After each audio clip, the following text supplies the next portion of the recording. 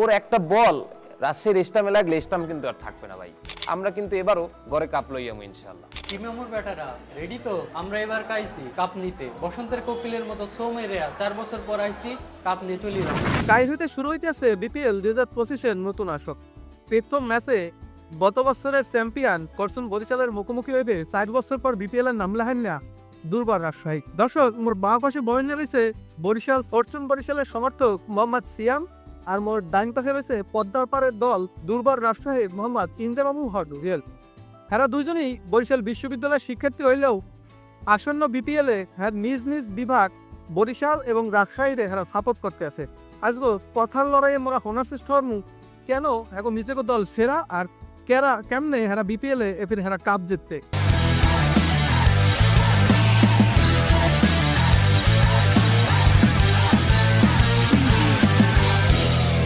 আমরা দুইজনের কাছ থেকেই জানতে চামু যে আসলে কেন এবং কি কারণে হ্যাঁ নিজ নিজ দল সেরা। দেখেন, বরিশাল অনেক দিক দিয়েই সেরা। বরিশালের যদি প্লেয়ারকে কথা কই, বরিশালের 6টা প্লেয়ারই জাতীয় দলের এই ক্যাটাগরির প্লেয়ার। তারপর বরিশালের সবথেকে বড় এবার যে অর্জন, বরিশালের বিদেশি যে একটা প্লেয়ার আইছে পাকিস্তান দিয়া, শাহিন সাফরেদি, ও কি বল মারে? ও তো বলের ধান বুলেট মারে। ওর একটা বল রাজশাহীর স্টামে লাগলে স্টাম কিন্তু আর থাকবে না ভাই। তো ওর তার পাশাপাশি ব্যাটে ফাটাফাটি করে আলাইবে কিন্তু আপনার ডেভিড মালান আছে, জেমস ফুলার আছে। এরা কিন্তু সেই লেভেলের প্লেয়ার এবং গতবার কিন্তু আমরা এই করে জিতছিলাম।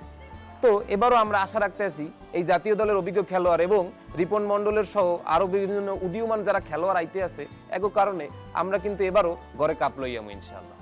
পদ্মার পাড়ের দুর্বার রাজশাহী টিমকে নিয়ে আমরা এবার ব্যাপক আশাবাদী।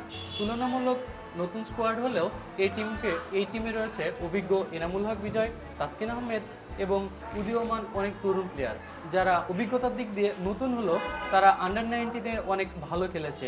যেমন এনামুল হক বিজয়ের কথাই বলি যে ন্যাশনাল টিমে অনেক ভালো পারফরমেন্স করে, তাই আন্ডার-19 অনেক ভালো ছিল। আকবর আলী যে নাকি আন্ডার-19 বিশ্বকাপ জয়ী একজন প্লেয়ার, এবং জিসান আলম যে আন্ডার-19 এশিয়া কাপ জয়ী দলের একজন অন্যতম খেলোয়াড়, যে কিনা বর্তমানে ডিভিশনাল ক্রিকেটে অনেক ভালো পারফর্ম করে রাজশাহীর দলে জায়গা করে নিয়েছে।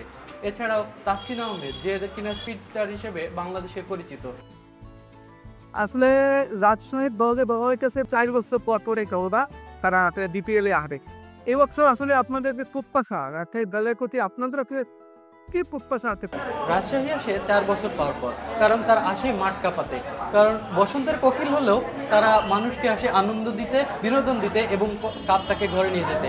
আমরা যখন 2019-20 সেশনে খেলেছি তখনও আমরা কাপ ঘরে নিয়ে গেছি। আমরা এইবারও আশাবাদী, কারণ নতুনদের সুযোগ দিয়েছি। পঞ্চপাণ্ডব তৈরি হয়েছে আন্ডার-19 থেকে। আমরা আন্ডার-19 থেকে প্লেয়ার নিয়ে এসেছি, এই প্লেয়াররাই ভবিষ্যতে আরও পঞ্চপাণ্ডব তৈরি হবে বাংলাদেশের, তারাই বাংলাদেশের সম্পদ হিসেবে গড়ে উঠবে। সে কারণে আমরা নতুনদের সুযোগ দিতেছি, তারা রাজশাহীকে সাপোর্ট করে, তারা রাজশাহীর হয়ে উজাড় হয়ে খেলে রাজশাহীকে বিজয়ী করতে সক্ষম হবে।